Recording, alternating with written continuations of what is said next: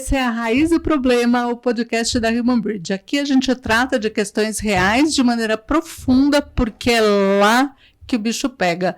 A gente vai falar sobre as toneladas que uma liderança tem que carregar. Então, puxa o seu banquinho, ajeite seu copo de água, café ou uma coisinha mais forte e vem com a gente. Eu sou a Marta. Eu sou a Lilian. E seja muito bem-vinda à Raiz do Problema.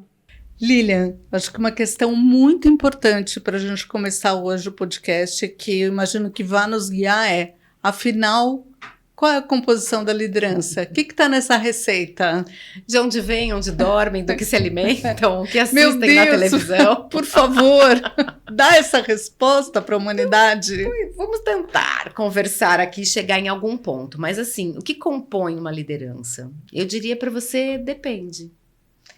Depende do segmento da empresa, depende do tamanho da empresa, depende da cultura da empresa. Mas tem alguns elementos que eu acho que são centrais, né? E a gente estava conversando antes de começar a gravação sobre qual é o papel do líder. Porque aí a gente começa a desenhar do que é composto o líder, né? Então, qual é o papel do líder? Então, eu acho que tem uma questão que é o líder, ele vai à frente, né? Então, ele orienta a equipe, ele, enfim, organiza os projetos, mas o líder, ele foi ganhando uma composição um pouco messiânica, que ele tem que inspirar, ele tem que motivar, engajar, fazer com que todos sejam plenamente felizes. E nós estamos falando de ambiente corporativo, né? Não dá para você ser tão feliz tanto tempo, né? E é injusto e eu acho até cruel colocar o líder nessa posição. Eu vou dar um exemplo. Eu fiz um MBA, né? E eu tive uma professora maravilhosa que se chama Denise Del Boni.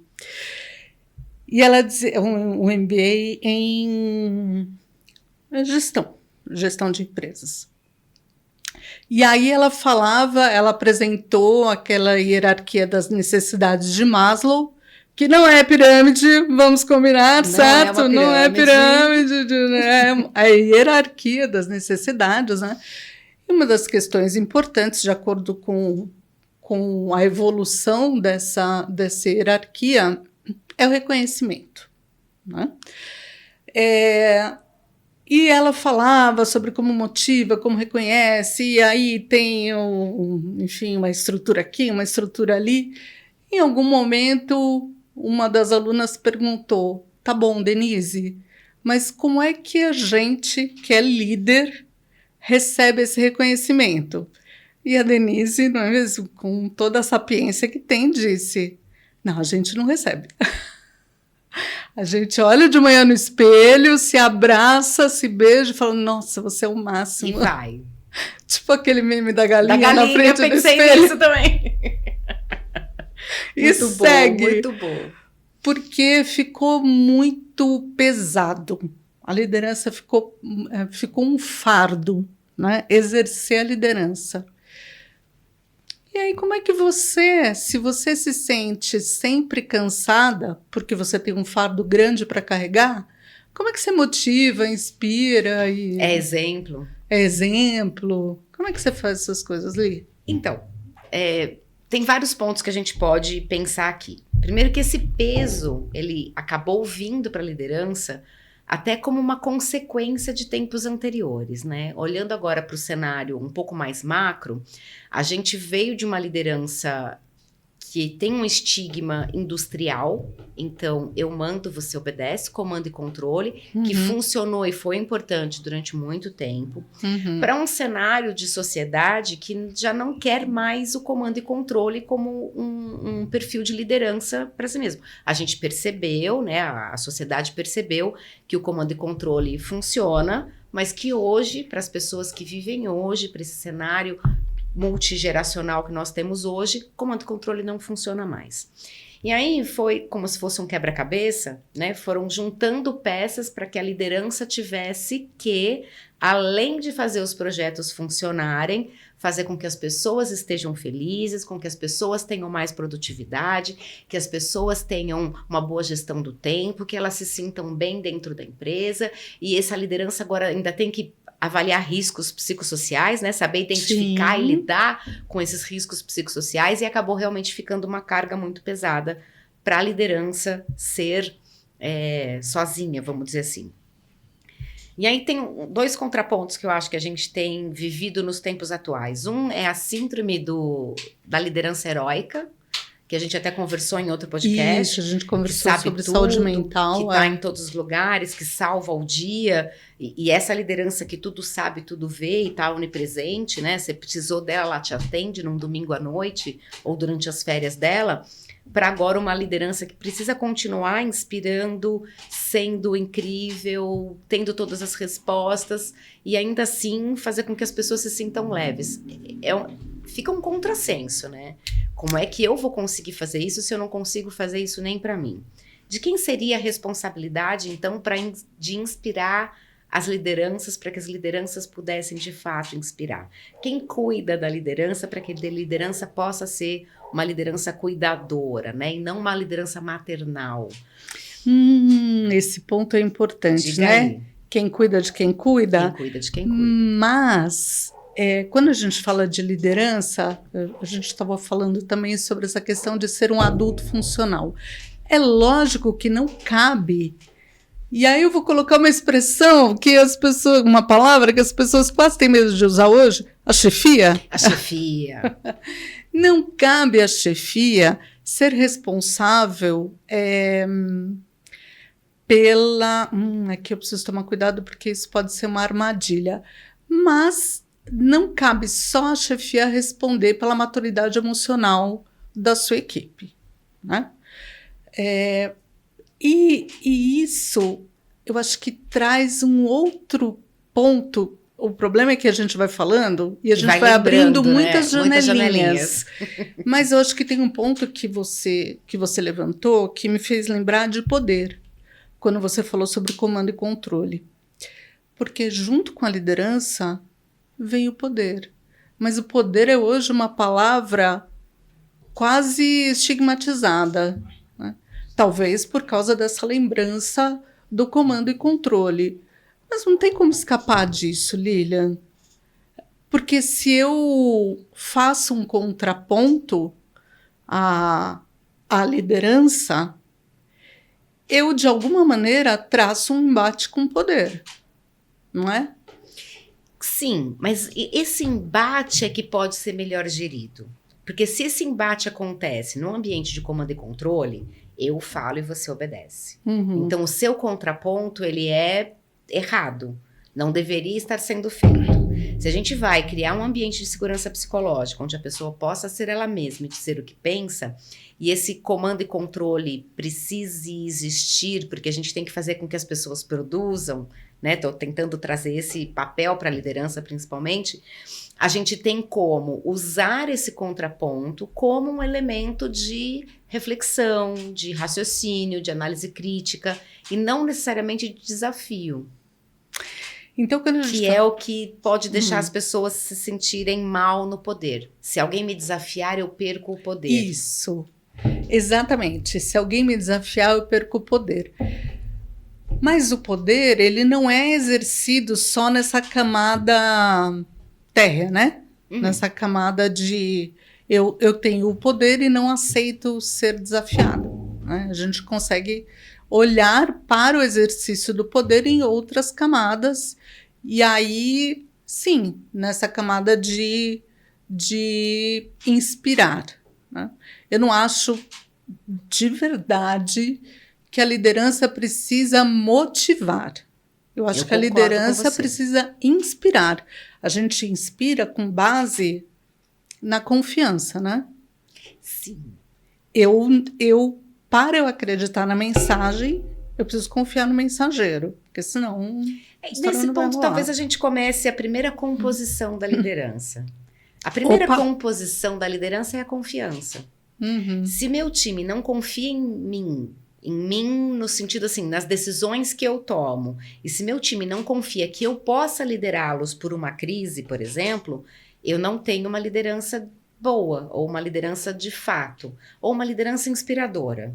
Se eu não sou confiável, eu também não consigo confiar. Você acha que a liderança está ligada à maturidade? Não estou falando de senioridade, eu estou falando de maturidade. Eu acho que de uma certa maturidade, sim, Marta. Eu acho que precisa de uma certa maturidade até para conseguir lidar com esses contrapontos que hoje são bem-vindos e que antes eram abafados. Então, nesse recorte, eu acho que a liderança tem que ter maturidade para emocional, maturidade profissional também, mesmo que não tenha uma senioridade, que para definir isso também são outros 500, né? Mas a maturidade emocional da liderança é importante para que ela não se sinta fragilizada a cada opinião diferente que ela ouve. Então, acho que nesse sentido, a maturidade é também uma coisa que compõe a liderança. Vamos colocar Vamos discordar. Vamos colocar uma faísca aqui.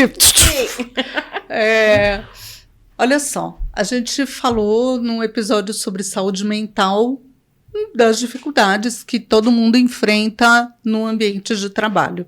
E nós começamos falando sobre o peso que a liderança tem.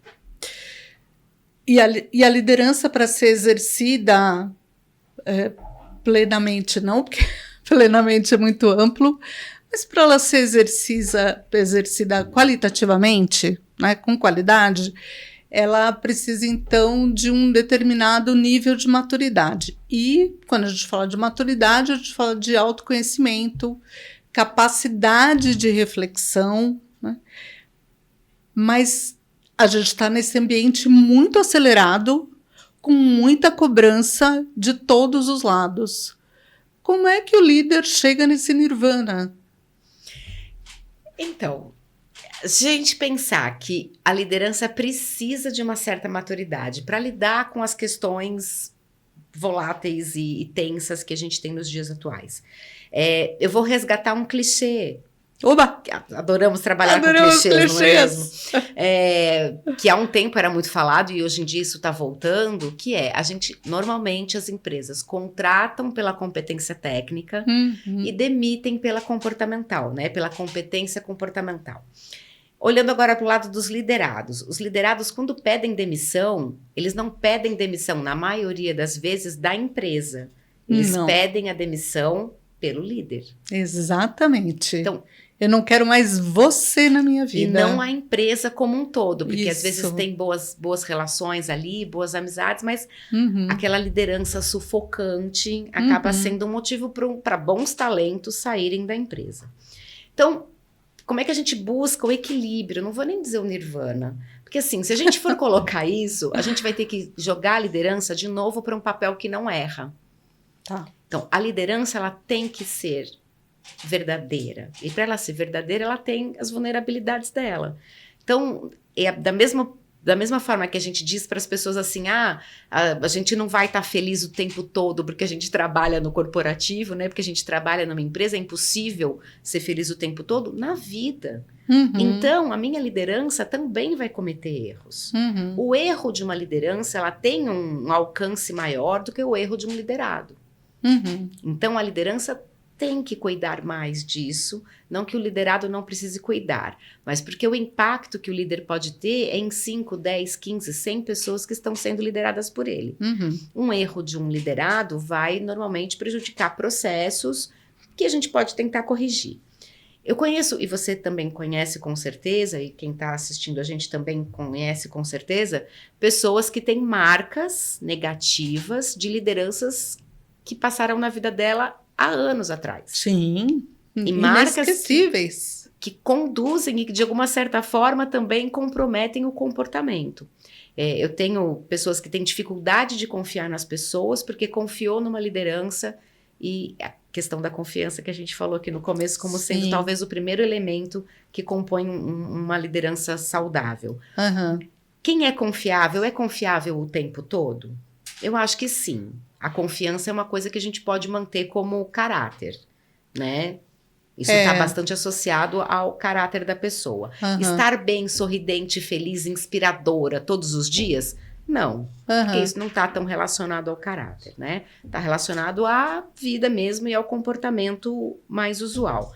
Então, se a gente olhar por esse aspecto, essa pressão para a liderança ser perfeita agora, em outros termos, né, de estar sempre sorridente, estar sempre inspirando, até essa questão da motivação, é impossível, né, porque ela também é gente, né, pode não parecer, mas líder também é gente, e também vai ter as suas Temos essa verdade. Exato, e vai ter suas necessidades na hierarquia de Maslow, como qualquer outra pessoa. Sim. Mas a sociedade, a comunidade acabou colocando esse peso na liderança, porque foi quem compunha a liderança há uns anos atrás, do comando e controle, que exerceu a maior parte das consequências negativas nas pessoas e no mundo corporativo de modo geral.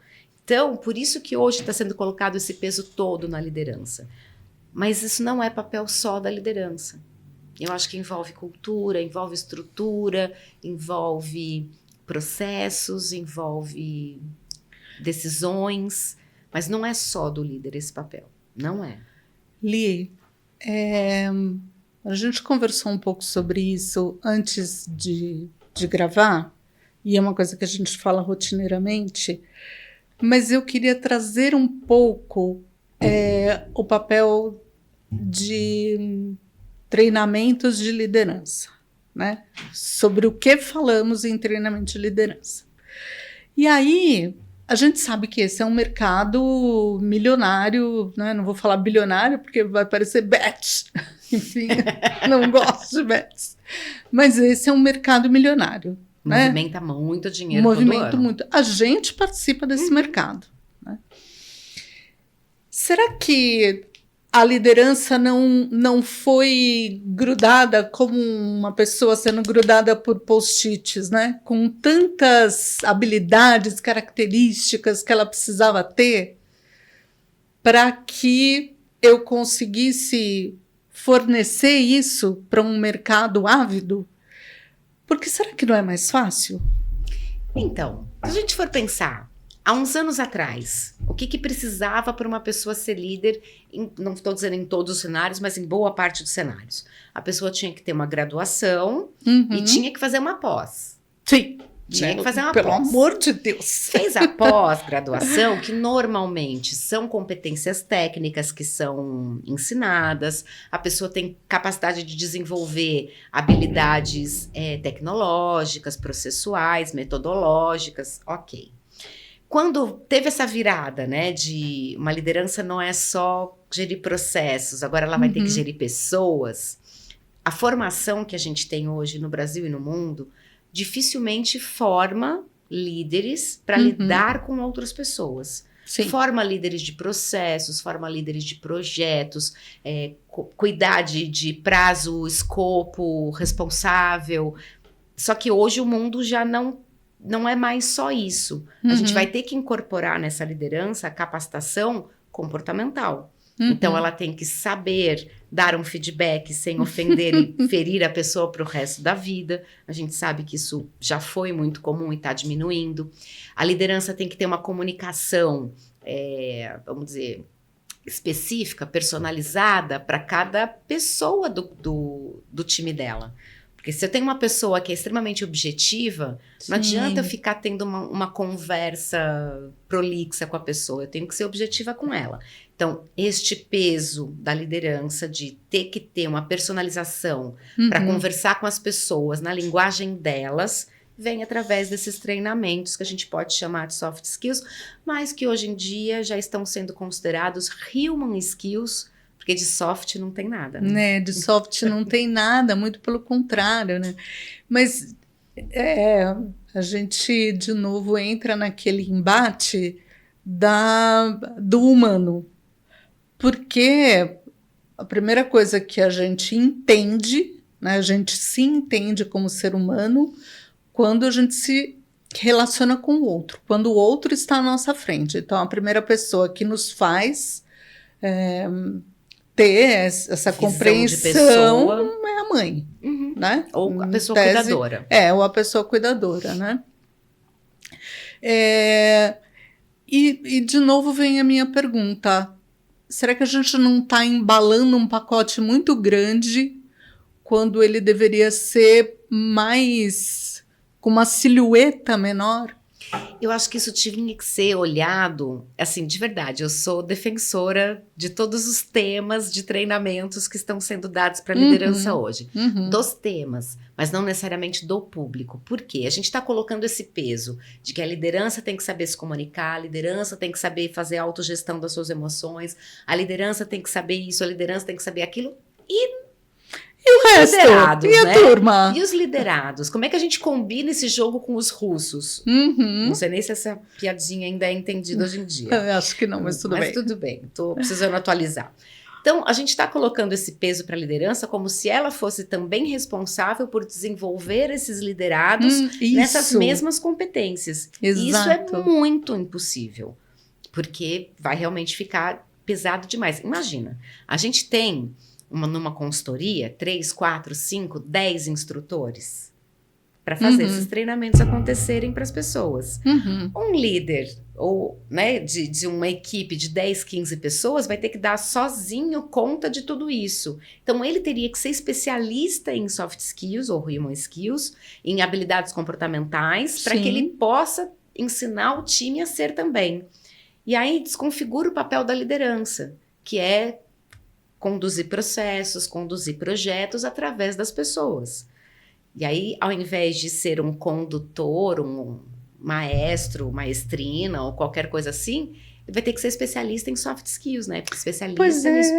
E vai desconfigurar o papel. Então, que não é o papel que lhe cabe, até porque não é isso exatamente que a empresa espera da liderança. A empresa espera a entrega de resultados.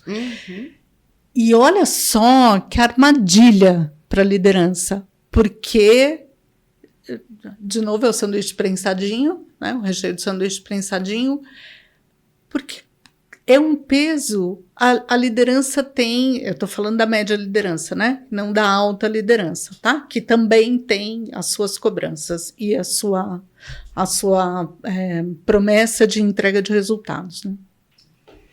Mas essa liderança, essa média liderança, ela tem que atender aos resultados que ela precisa entregar e atender a equipe que demanda por bem-estar, por por sentir-se realizado, psicológica, por bem-estar, isso, por tudo. Recompensado, eu falei reconhecido, obrigado, era esse termo que eu estava procurando.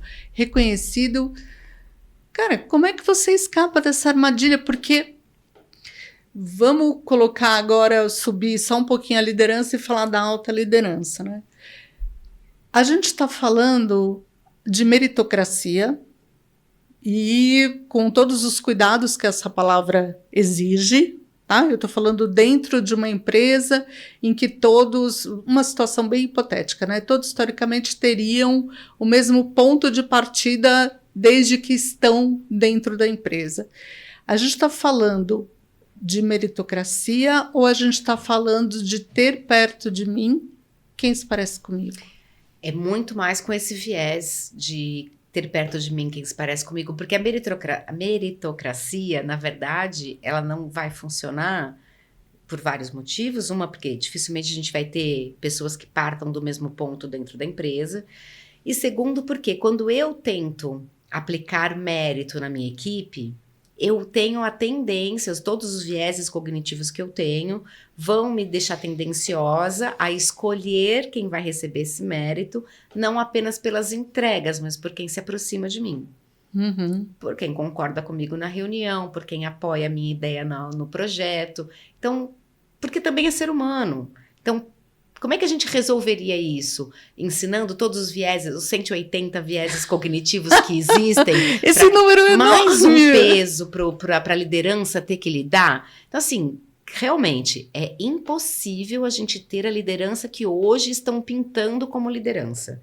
Que é uma liderança perfeita, que não falha, que reconhece todo mundo com o mesmo peso, que dá as mesmas oportunidades para todo mundo. Mas eu, que estou nesse papel de liderança, só consigo repetir aquilo que eu decido aprender ou aquilo que eu vi na minha vida. Então, se a minha liderança ou a minha jornada profissional foi construída na base do comando e controle, muito provavelmente eu vou trazer o controle e comando para a minha vida porque funciona.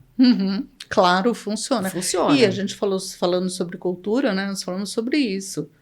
Tá, em muitas empresas funciona. Funciona quanto tempo? Isso. Funciona dentro de que cenário? Funciona a que custo? A gente pode questionar, mas é inquestionável que funciona. A cultura, a liderança que inspira, funciona? Funciona. Com os mesmos cuidados que a gente tem que ter para falar do comando e controle. A liderança inspiracional funciona para todo mundo? Não. Vai funcionar melhor para quem tem mais maturidade emocional, para quem tem mais gestão emocional. Então, por quê? Vamos lá, ser humano. Se eu te dou muitas facilidades, Marta, qual é a tendência do teu comportamento? Esperar muitas facilidades. E ir se acomodando naquilo e ter uma atitude muito mais passiva do que ativa. Se eu te dou muitas dificuldades, Marta, o que é que acontece? Eu espano. Uma hora o elástico rompe e estoura. Então, qual é o perfil ideal de liderança? Eu vou mais um clichê? Podemos?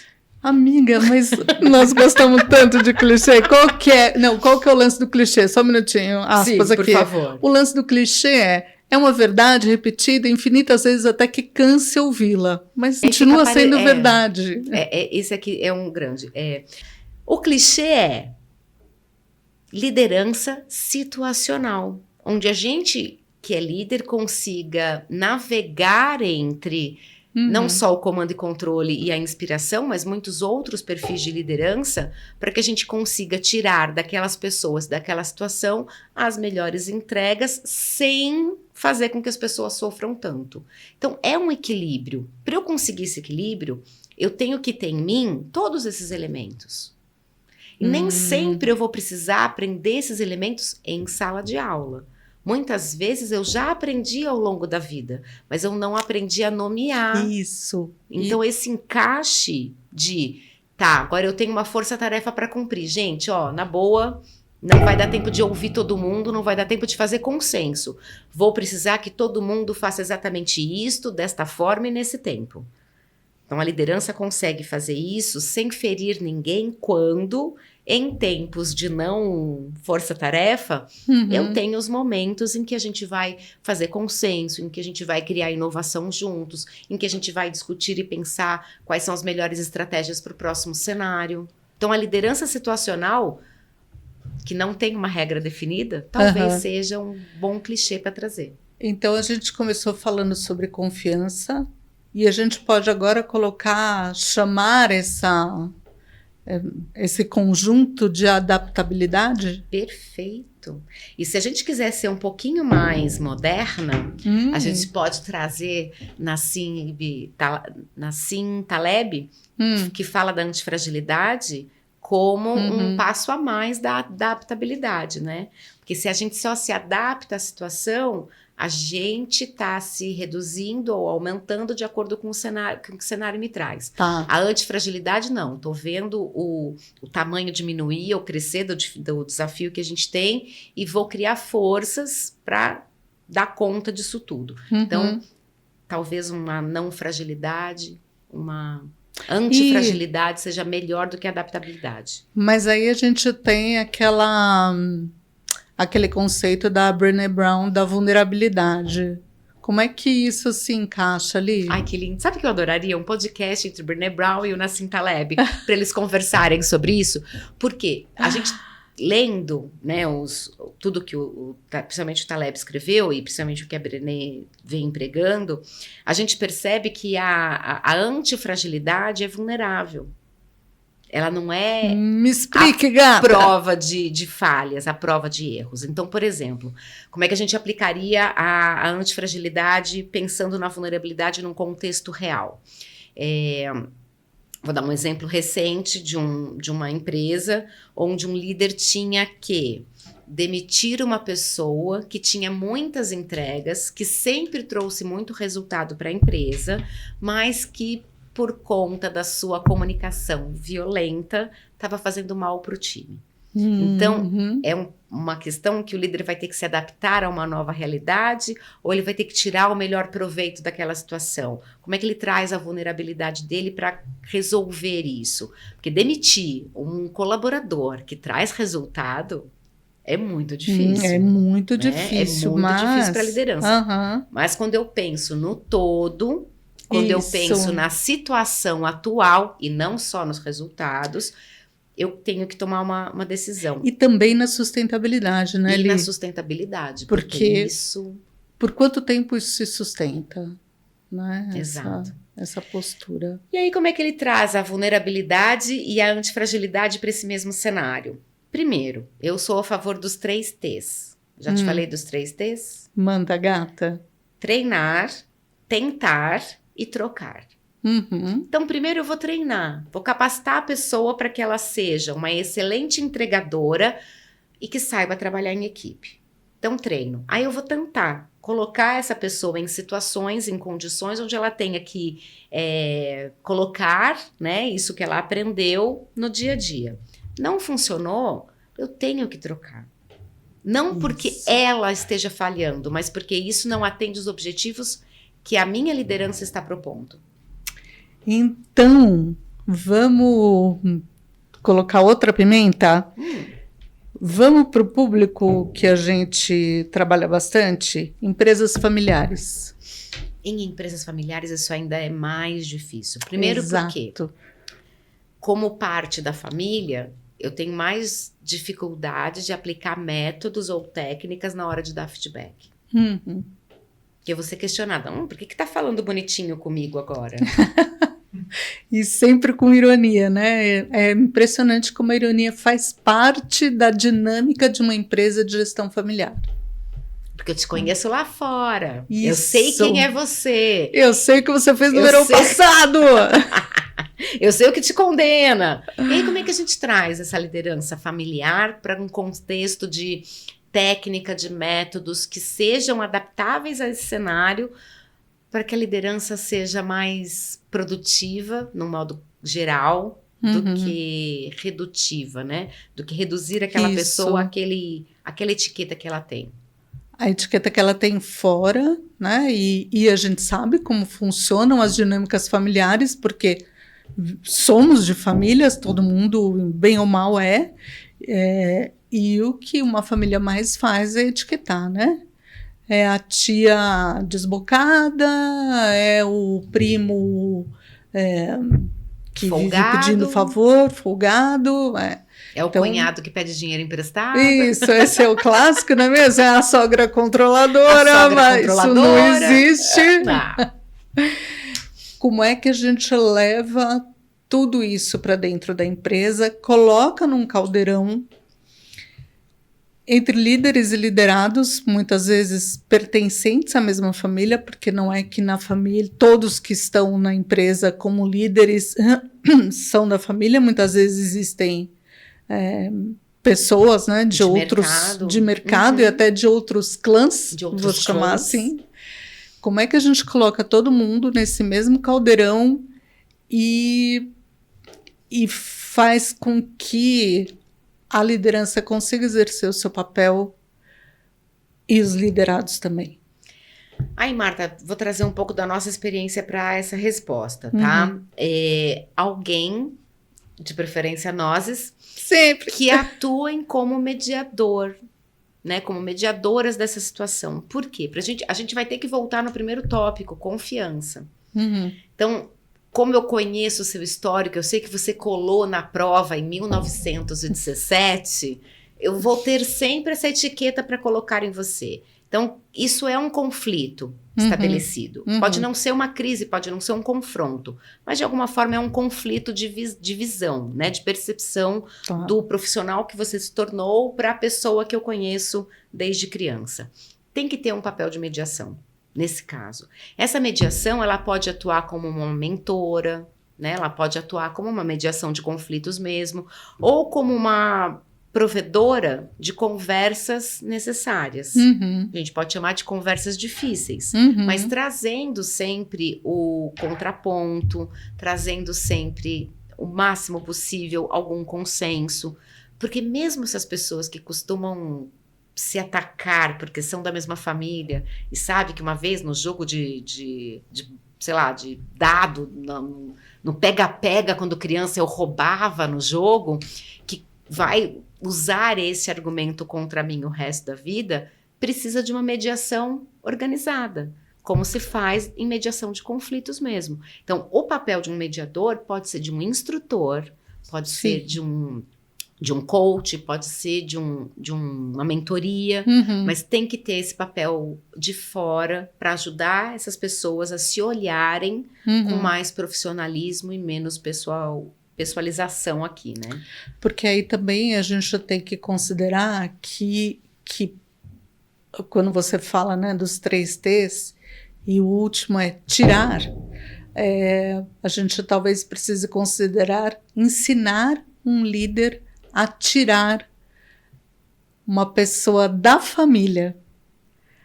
E eu usei essa expressão de propósito porque você não está tirando da família, você está tirando da empresa, né? Mas é como se fosse, né? É preciso fazer essa separação de papéis. Mas espera, porque enquanto eu fui falando, eu fui pensando, é possível fazer essa separação de papéis? Eu acho que sim, quando a gente faz esse processo de mediar, né, de mentorar as pessoas para que elas se enxerguem como profissionais para além da pessoa que a gente conhece.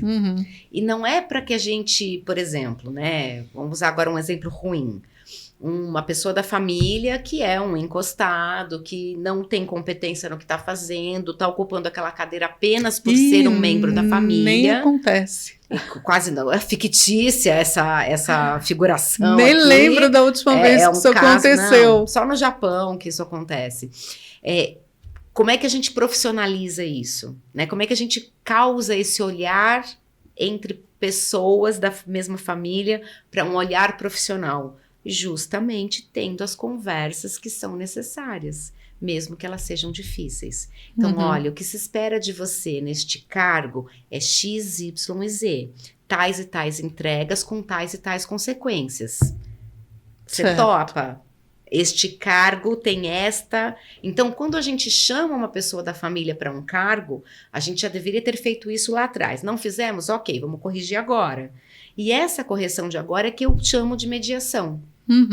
Perfeito. Que pode ser através de treinamentos com um instrutor, pode ser através de uma mentoria, mas tem que ter um olhar de fora, porque dificilmente quem está mergulhado na família vai conseguir tirar esse olhar de sobrinho, de criança, de filho, de marido, de cunhado.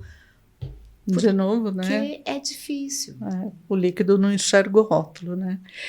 E aí, pensando nisso, eu volto à questão do treinamento, porque eu entendo, é possível fazer isso, né? É possível mudar, transformar um pouco essa dinâmica, não deixá-la perfeita, né? Acho que uma das coisas que a empresa precisa ter bem claro é que os 100% não existirão jamais, né?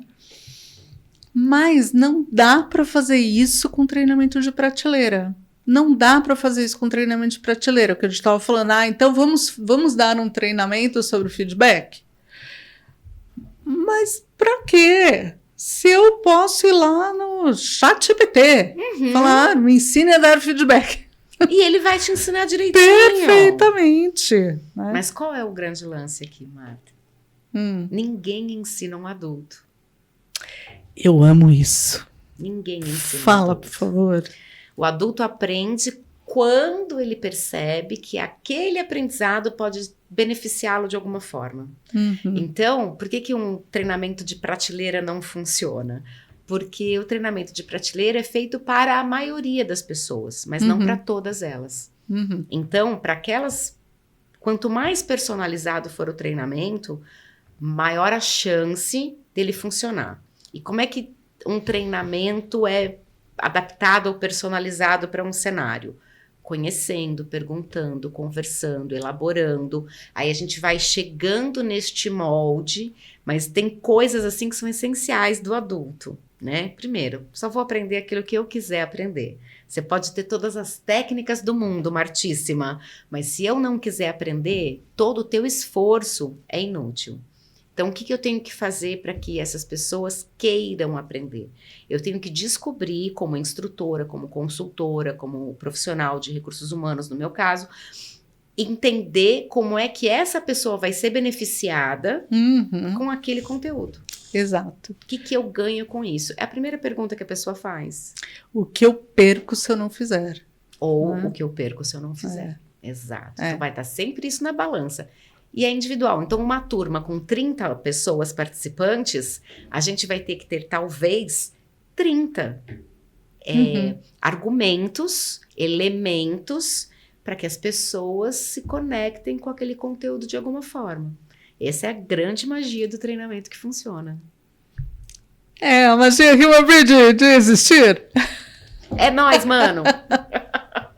Li, vamos lá voltar e ver se a gente já vai fechando essa receita, né? Então, a gente falou aqui sobre vulnerabilidade, confiança, desculpa, eu ia dizer confiança. Depois a gente falou de maturidade. Adaptabilidade com vulnerabilidade. Isso, adaptabilidade com vulnerabilidade.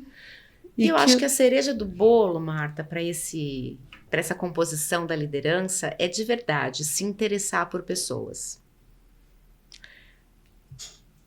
Eita, me fala uma coisa.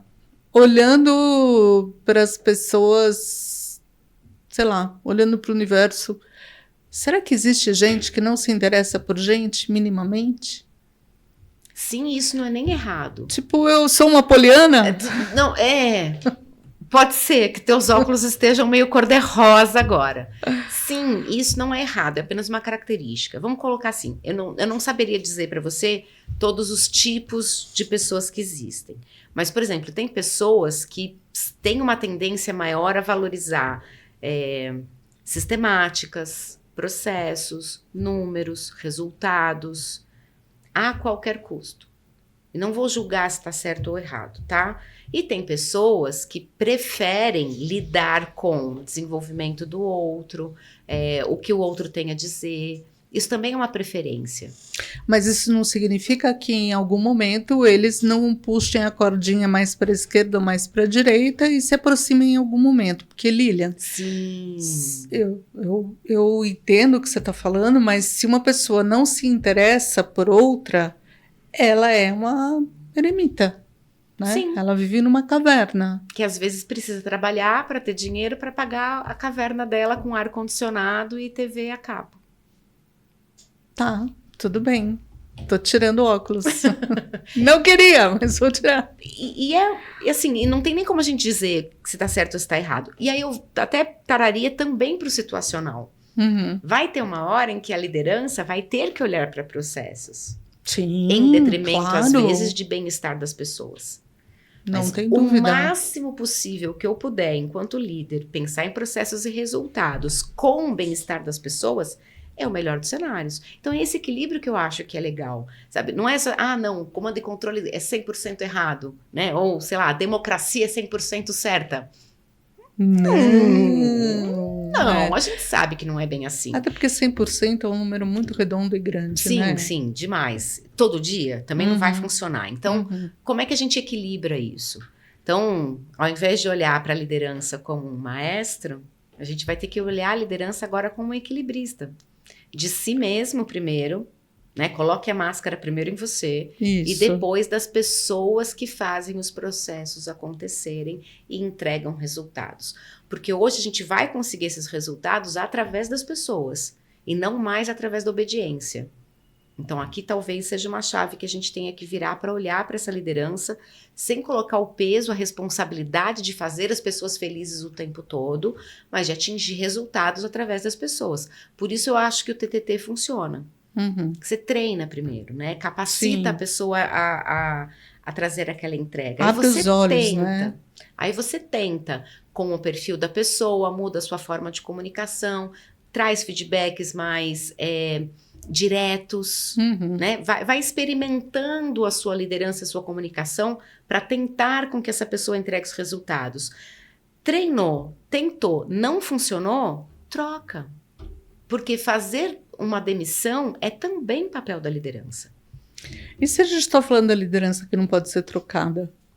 Se a gente vai, por exemplo, para um ambiente familiar ou, sei lá, Sim, algum outro isso. contexto onde essa liderança não Por possa ser exemplo, substituída.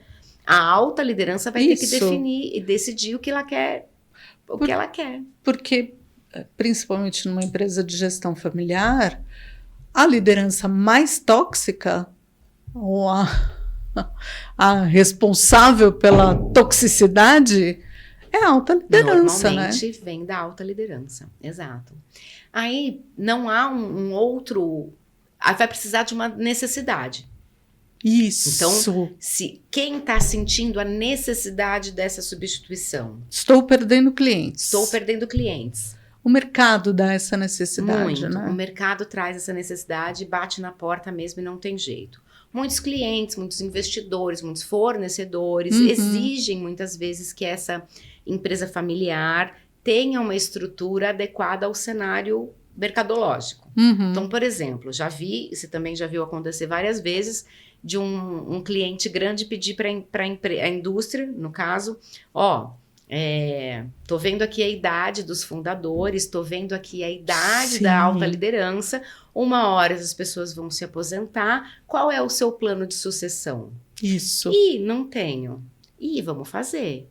Mas essa mesma pressão para um plano de sucessão, por exemplo, é também para como a liderança coordena isso. Mas normalmente nas empresas que ainda não estão olhando para isso, só vão começar a se movimentar quando perder clientes significativos. Isso. Porque às vezes a verdade está sendo dita em várias reuniões, em vários momentos, mas o movimento só acontece depois que a água já chegou no pescoço. Porque todos nós não temos escutativa, né? A gente tem escuta seletiva, né? A gente escuta o que quer e aplica, enfim, o que faz sentido, né? Que tem a ver também com como eu aprendo, tá? Porque se eu só aprendo quando eu percebo que aquilo vai ser bom para mim, eu também só me movo quando eu percebo que aquilo vai ser bom para mim. Então é o que movimenta. É o motivo, é a motivação. Então a gente volta lá. Ninguém motiva ninguém. A gente pode provocar, a gente pode inspirar, a gente pode incentivar, favorecer, proporcionar, mas motivar... Aí eu fico muito feliz, porque quando fala em motivação, sabe o que sempre me vem à mente? É bolo de aniversário. Não sei porquê. Sabe aquela coisa de, agora todo mundo, parabéns pra você. E vai todo mundo, né? E todo mundo vai nesse movimento do aniversário. Mas no mundo corporativo é diferente. Se eu não perceber que eu tenho algo a ganhar, isso não é egoísmo nem nada. É um mecanismo natural. A gente só vai se arriscar a atravessar a rua se a gente precisar chegar do outro lado. Isso é tão básico. Gente! Né? É tão... Exatamente. Exatamente o que move a gente é a necessidade de alguma coisa. Se eu não tenho necessidade, eu não vou me mover. E isso serve para alta liderança, para líderes e para liderados. Perfeito, então, você tem toda a razão.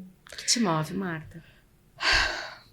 Cara, estar junto com você me move, sabia? Sua linda. Não, verdade. Eu percebi como eu tive que fazer esses ajustes, né?